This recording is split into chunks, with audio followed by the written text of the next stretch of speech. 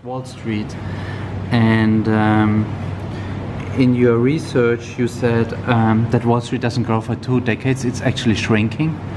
Yeah, so there's been a big change in jobs in New York, and one of the surprising things is that the finance sector has shrunk slightly over the last 20-year period in terms of employment. Now, a lot of that is from structural shifts. So there are many back office jobs in finance that used to be based in New York City, and a lot of those have moved outside of the city to New Jersey and to other parts of the metropolitan areas. That's one of the reasons that there's a reduction in workforce. But we also see, a few things. One, changes in the industry after the global financial crisis is probably also has had an impact on total employment in the sector. And we also see a real shift in the types of jobs that exist in the financial sector. Towards which is a trend, like within the financial sector, where do jobs go? So we're seeing a significant portion of jobs being actually technology related. So there's probably as many software engineers employed in the finance sector in New York as in the technology sector in New York. There are many opportunities right now for people that have a computer or a data scientist type background, also IT and related skills. We see a lot of positions like that. So not the traditional banker anymore, right? Yeah. So the perspective or the opportunities are much better when you are like in a tech-based. What we see happening is that every company is really becoming a technology company. So if you're a publication, you're now a digital publication. If you're a bank, you're an online bank, and people are just as likely to be using an application to access banking information as they are speaking to a teller. And with that change, whether it's in the banking sector or broader finance, we've seen that financial companies, their business is moving around data and information in many ways, and that business is entirely built today on software. And so they have very deep needs for people with software expertise, and they're becoming software companies as much as anything else. Yeah, and when it comes to the pay, and especially those jobs that are needed a lot, that have probably the best pay, that means software, and you mentioned also healthcare and those two. So we've looked closely at Indeed at opportunity jobs in the United States, and what we found in New York and elsewhere is that the vast majority of jobs that pay essentially the median wage, and where over the last 10 years we've seen wage growth that's equal to inflation, meaning that people who have these jobs aren't falling behind.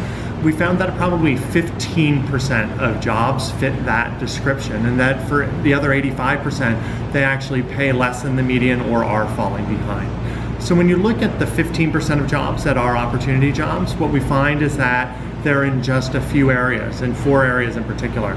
They're in healthcare, absolutely. In the United States, that's a huge growing sector, and there's a tremendous skills shortage. Nurses are the #1 opportunity job in the United States. And then the other 3 sectors are architecture and engineering, computer and math includes most of the technical fields with software engineering, and then there's a business and finance is the other area. Those are the 4 industries. We also find that most of those jobs are in 9 states, and that the vast majority of those jobs, 72% of them, require a college degree. And those get the highest pay, those 4 opportunity jobs, compared with all the other jobs? So what we find is that those jobs all pay above average, and that wages are growing faster than inflation. So they'll be in essentially the 15% of most attractive jobs. And are those people, because there's a huge demand, are they very like connected with the employer, or do you see a lot of movements that they jump around, like maybe to get more increase, or because there's so much demand, so people are fighting or struggling to get them? Or well, what we see is that so today 15% of the population has one of those jobs. Yes. But actually 35% of job openings are in those areas. Okay. And what that shows us is that companies are actually struggling to fill these great jobs. And the reason is because they require a lot of skills, and there aren't enough people who have the skills to fill those positions. And that's the opportunity both for job seekers to develop those skills to fill these positions, but also for employers to help with that, whether that's through training or other programs to help bring people in with the potential to get the skills to fill these important jobs. And those people that have a job in that opportunity field, are they sticky with the employer, or do you see they are also very flexible because they have so many options? Yeah, we do see people in these fields jump jobs and move around. It varies a lot country by country. In places like the United States and Australia, we see a lot of movement. In places like Germany, we see a lot less movement. I don't know Austria specifically. But yes, in the United States, we see a lot of movement in these fields. If you're a nurse today, you can quit your job and find another job at many, many places in many, many cities almost instantaneously. So we do see people that move around. They move where they want to live, and if they don't like a job, they're pretty quick to leave it and find another one that better suits them. So let's say a good friend asks you for his son or daughter that's just finishing high school, and they would say, what should they study? Where do you see long term the best perspective? Yeah, so I mean, I think there's a few areas of the economy that are always a demand for people. The jobs aren't going to be automated, and they pay well, and wages grow with inflation. Certainly on the top of that list right now is anything that's technical, so computer and mathematical related jobs. That would include things like all sorts of engineering, computer science, jobs that work with data, but having strong math, coding, engineering, and technical skills is incredibly valuable anywhere in the world. Jobs that care for people are really important and in demand. So jobs like nursing, doctors, and also medical techs are all ones that make sense. And then we also find architecture is another field where we see a lot of demand right now, but that one is much more cyclical with building. And then the last one is for senior managers and senior leaders in business. It's hard to get into those jobs, but there's a lot of demand for people who can be in management positions and have the skills and experience to do both the jobs that are on their team, but also to lead in an organization, and that's an area of growth. And foreigners, if somebody wants to come from Austria, Germany, or like Switzerland and immigrate to New York, how are the options with visa, immigration? How do you see potential, and it's limited, right?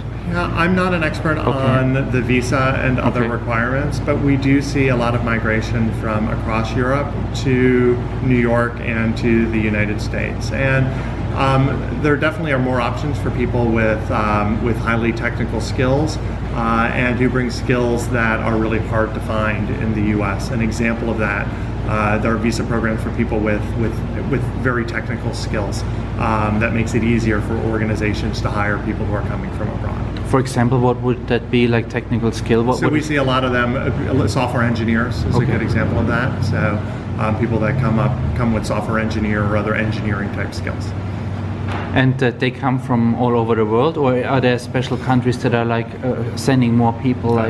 Well, we see right now that people coming to New York, we were just looking at this data, that people who come to New York, first of all, are looking for pretty technical jobs. 18% of them are looking for jobs in the computer and mathematical field, which includes a lot of software and technology jobs. And we find that a lot of them are coming from abroad. And the top countries that they're coming from are the UK, Canada, Australia, India, and France. Those are the 5 countries that are sending the most people to New York right now. Do you know the reason for that? Or is it the language also? UK is all English speaking? Yeah, Canada? A lot of those are English speaking countries, and that makes it easy. France is the anomaly, and you know, France is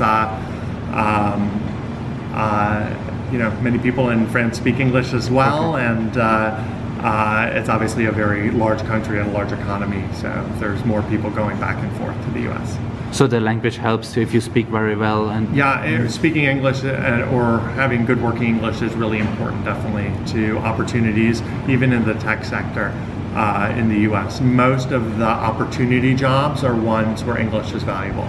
It's also valuable, though, to speak other languages. New York, in particular, is a very diverse global city. And for example, workers in healthcare, it's very helpful to speak a lot of different languages or multiple languages just to be able to interact with patients and care for people that may speak languages other than English. And what else helps you to get a better opportunity to get a job? Like, are there like some skills that are now highly in demand? Like, I don't know, social skills or other things you would recommend to work on? Yeah. Or I think there's a few things. I think technical skills are really important and in high demand, and so you can't ignore that. Okay. But I think there are other things that are really important. One that's hard to quantify, but that's clearly important, is creativity. And there are a lot of fields in New York. You have a big media and entertainment and advertising industries, and creativity is an essential part of that. And so it's hard to essentially associate that with specific jobs and opportunities, but creativity is something that's valued and is a valuable skill to many organizations. Certainly the ability to care for people and care-related fields, knowledge of healthcare is very valuable today. So those are some of the things. Social skills are important, and there are a lot of jobs that require social skills. Some of those are opportunity jobs, and some of those aren't. Even jobs in retail and hospitality, which may not see as high wages and see as much, but there's a lot of growth in those positions, and the ability to interact with people and relate well with people is a really important part of that job. Okay, and my last question, how could somebody improve opportunities from a revenue point of view? What is a mistake that happens very often, what you could avoid? What is your recommendation? Can you ask that again? So how can you improve the opportunity to get hired or to get into an interview? What goes wrong very often in a resume? Yeah. Like where do they make mostly mistakes? And I think it's really important to customize the resume and the cover letter for the specific job that you're looking for. Look at the job description and see the skills and experiences that they're looking for, and then do whatever you can to tell your story so that it matches up with what they're looking for. I think that's really important to get in the door and get that first step to get an interview. Okay, thank you very much. I appreciate it. Thank you very much. I really appreciate it.